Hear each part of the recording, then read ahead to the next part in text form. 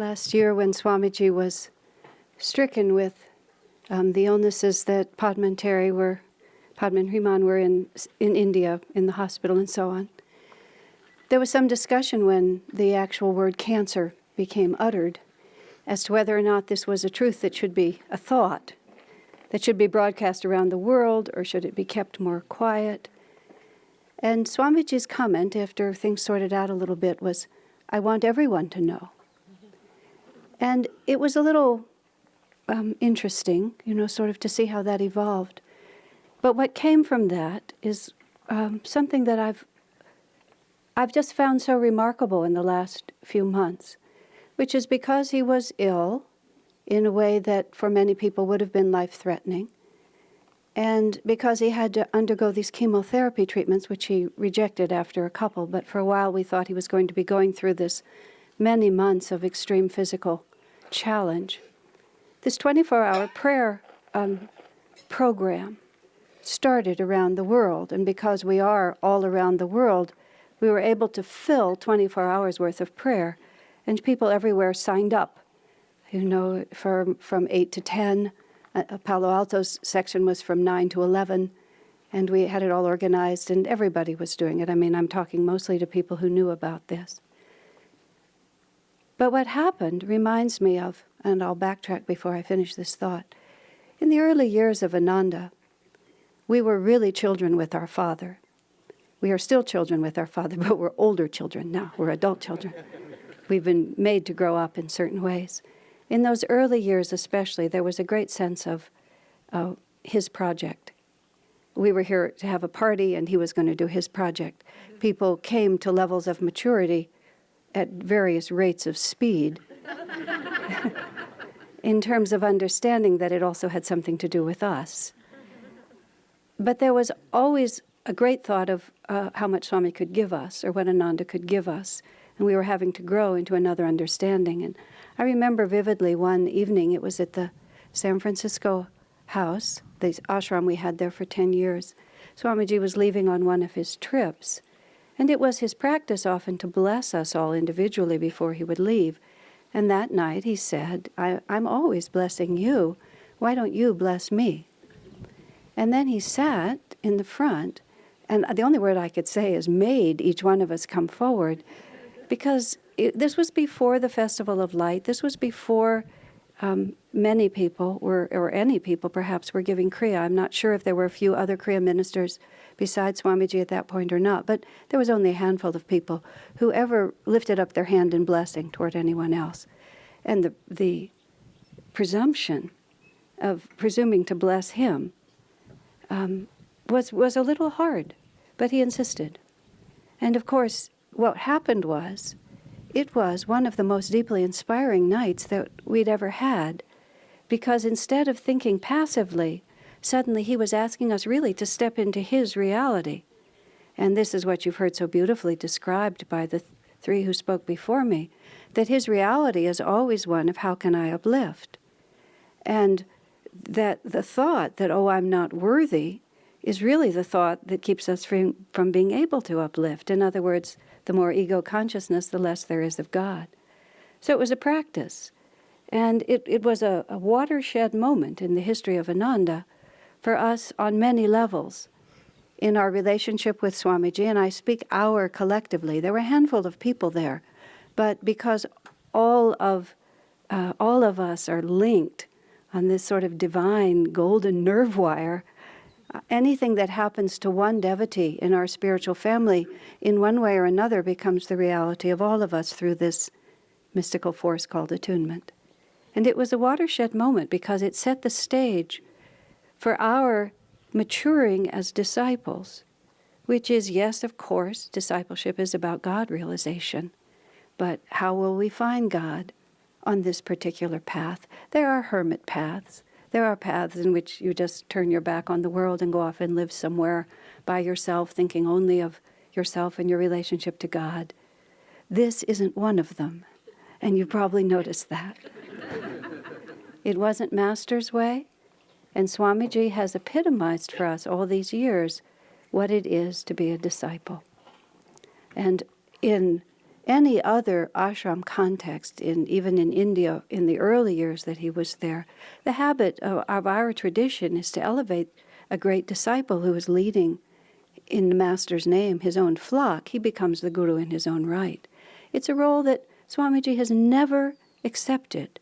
And there's many, many, many reasons for that, which in the context of this talk I don't need to go into. You've heard them all.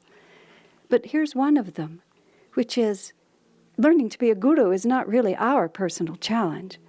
Our personal challenge is how to be a disciple. And so more than anything else, that's what he's epitomized. And even in that humility to say, give to me, of course I need your help, and of course you are qualified to give it, if for no other reason than just out of loving friendship. And so when this prayer circle started around the world, I got so many interesting emails.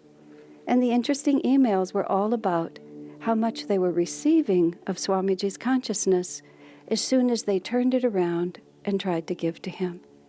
Now, isn't that just the epitome of the whole spiritual path? This is, of course, what Dhyana was describing to us so beautifully. Give to others, give to others. Now, there's another aspect I just want to touch on in these brief moments, which is that Jyotish speaks of 40 years. I can speak of a little less than that. I mean, there's a lot of years represented here. There's a lot of experiences, like picnics in Golden Gate Park, which, when they're so beautifully expressed as Jyotish explains them to us, we can sort of all sit there, and through Jyotish's, the vividness of his experience, that same blessing is transmitted to us.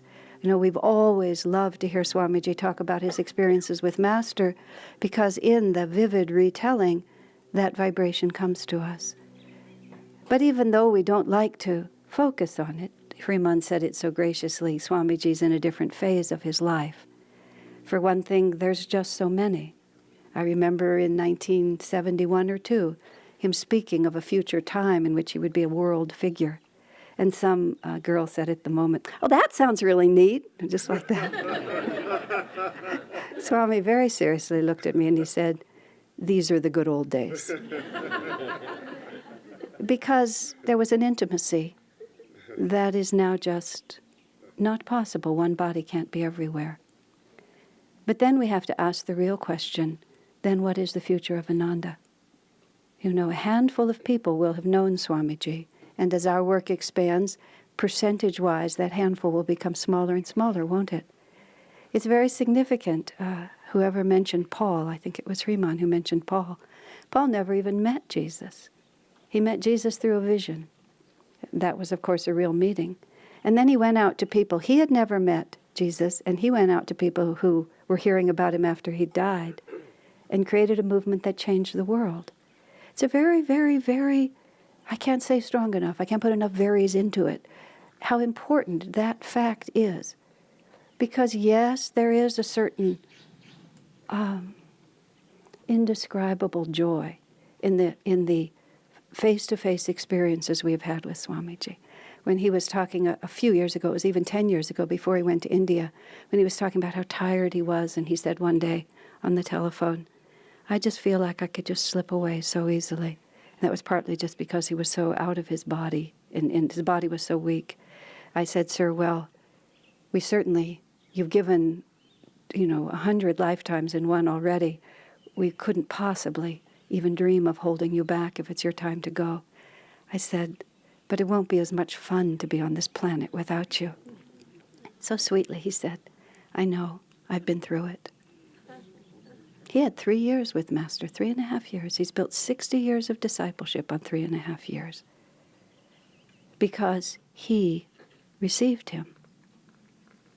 Now Swamiji plays the role of the perfect disciple. But if we want to master any art, we want to tune into those who have mastered that art, isn't it so? And our lives are discipleship. And if we want to master that art, we have the perfect vibration right in front of us. And I don't mean in front of us physically. Yes, you'll see him this afternoon. For a few more years we'll be able to see him. But it's here. It's in the heart. It's in the spiritual eye. It's in the practice of Kriya. So many things that can be said. It's in giving back what has been given to us in the spirit and in the way that he has done, that our salvation will come to us. Divine friendship. It's very important, that word divine, because you see that's without the body, that's without the personality, that's without all the little ego gratifying or frustrating things that happen. It's just the divine speaking to the divine, that spirit of infinite freedom, of a true disciple channeling his master to us if we would receive him. That's the essence of the friendship. Don't look to the past, even though the past is beautiful to contemplate. Don't look to the past, because all we ever have is now. You know, the definition of the divine spirit is that it's always with us. It's a magnificent thing to realize that God is not less or more with us at any moment in any of our incarnations. You know, those great ones whose lives have been given to guide us, they are not less or more with us, whether they're in or out of the body, whether we're in or out of their presence, whether we're on the same continent or even the same plane. They are as close to us as we love them close. To those who think me near, the Master said, I will be near. That is our legacy. That's the closeness of divinity in all its manifested forms, and most beautifully through our divine friend, Swami Kriyananda. Bless you.